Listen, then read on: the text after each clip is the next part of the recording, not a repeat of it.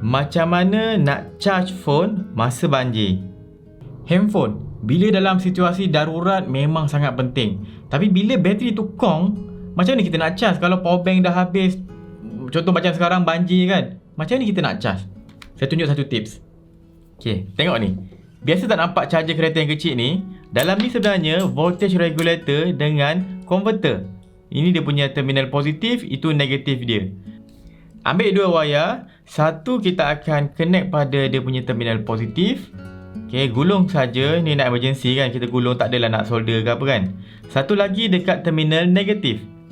Okay, saya gulung saja. Okay, benda ni sekarang dah jadi universal USB charger. Korang nak charge power bank, nak charge handphone boleh. Yang penting korang perlukan sumber tenaga. Disebabkan kita punya handphone ataupun sembarang device USB, dia punya basic voltage dia adalah 5 volt. Jadi untuk hidupkan charger ni, kita kena bekalkan minimum 5 volt. Kita punya sebarang bateri ke apa kan, kena provide 5 volt pada alat kita ni. Dan ini akan membolehkan kita charge kita punya USB device. Contohnya, saya ada bateri AA. Contoh kalau banjir kan, kita tak tahu nak charge macam mana, kita nampak bateri-bateri bersepah, ambil bateri tu. Okay, ni saya ada 4 ketul bateri AA. Ini wayar USB, saya cocok dekat saya punya charger tu. Dan cocok juga kat saya punya handphone. Bateri AA ni pula saya kena bersirikan dia. Negatif, positif, negatif, positif, negatif, positif. Bersusul macam tu. Satu ni 1.5 volt kali 4 kita dapat dalam 6 volt. Bila saya connect, tengok dia akan mula menyala dan dia akan start charge. Selain tu, contoh ada bateri kotak. Ni saya pakai mesin DIY yang ada kat rumah saya ni. Connect saja sebab ini 9 volt 9 volt lebih daripada 6 volt tadi. Dan kita boleh juga charge. Okey, kalau nak pakai bateri kereta ataupun bateri motor yang kita jumpa, sebab banyak kereta dan motor terbengkalai kan, ambil bateri dia, connect positif negatif. Walaupun voltage dia tinggi, tapi dia akan rendahkan balik supaya boleh charge kita punya handphone ni. Ataupun ni ada solar panel. Contoh kat atas bumbung kita ada solar panel, kita letak terus direct connect, boleh juga charge. Okey, alright.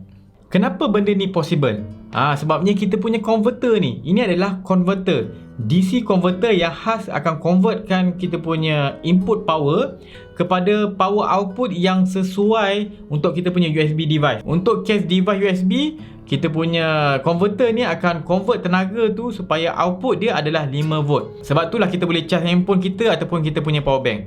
Boleh tak kalau kita direct je tanpa guna benda ni, kita ambil gedabak bateri ni contohnya, terus sumbat. Sumbat kat kita punya handphone.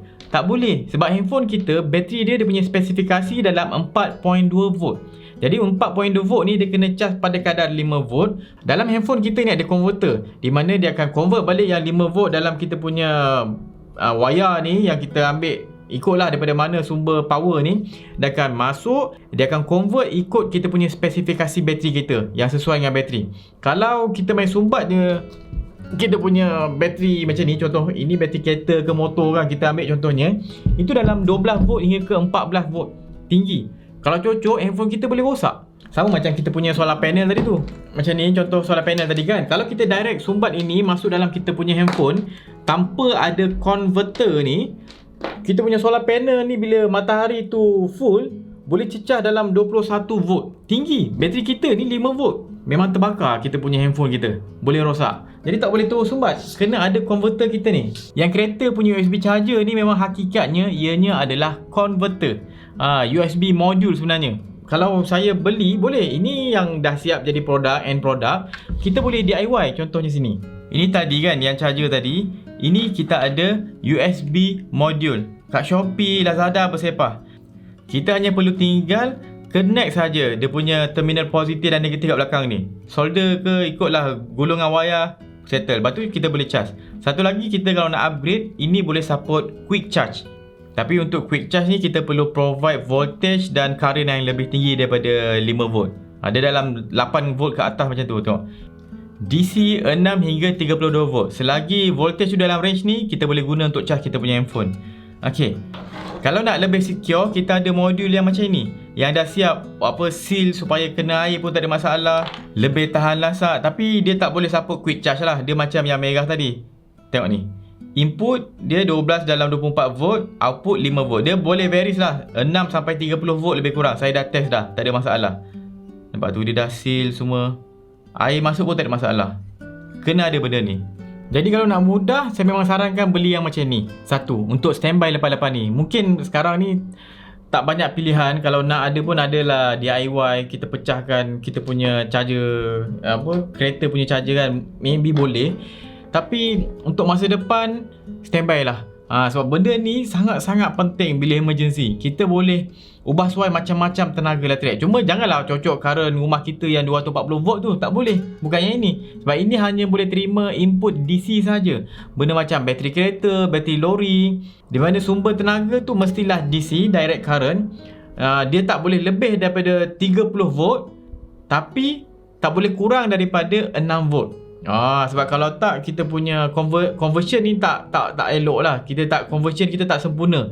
Kalau terkurang sangat, tak menepati voltage untuk USB. Sebab USB 5. Untuk convert ni elok 6 macam tu lah, supaya dia boleh rendahkan jadi 5. Kalau terlalu lebih pula sampai 60 volt macam tu, ini akan terbakar pula.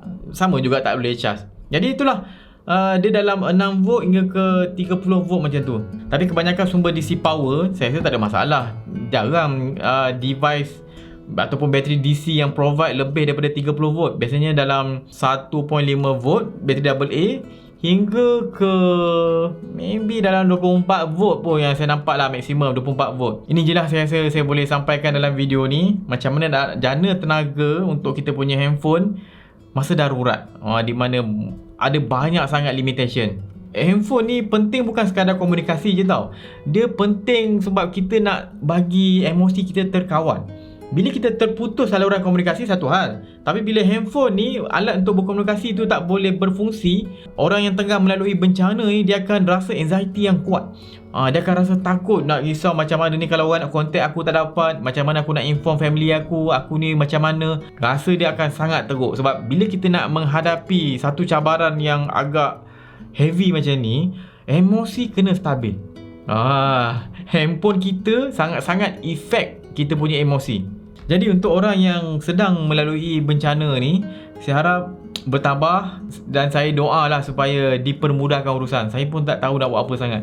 Dan untuk orang lain yang tak kena bencana, khususnya banjir ni lah kan, kita bantulah. Tak bantu dari sudut tenaga, kita bagilah sedikit sumbangan. Sebab banyak NGO kat Malaysia ni, memang banyak NGO. Baik-baik NGO Malaysia ni. Yang tinggal kita nak support je. Support NGO, dia akan buat. Senang urusan sikit sebab dia dalam satu community, dia dalam satu persatuan. Senang dia nak manage duit yang kita bagi tu. Dan try lah ada backup macam ni. At least ada knowledge lah. Knowledge ni sangat-sangat penting. Knowledge survival. Bukan dalam hutan, bukan survival kita nak hutan DIY apa sangat. Dia knowledge macam ni sekali pandang macam hobi. Tapi bila kena situasi yang memerlukan knowledge ni, memerlukan keupayaan kita untuk produce sesuatu, keupayaan untuk survive, knowledge macam ni sangat penting. Walaupun kita tak praktikkan sangat sekarang, tapi bila kita tahu, insya-Allah akan berguna lah. Itulah, saya pun tak tahu nak komen panjang macam mana. Jadi saya harap saya punya perkongsian ni bermanfaat. Jangan lupa follow Berani Buat, subscribe YouTube Berani Buat. Jumpa lagi, saya Syafiq. Assalamualaikum.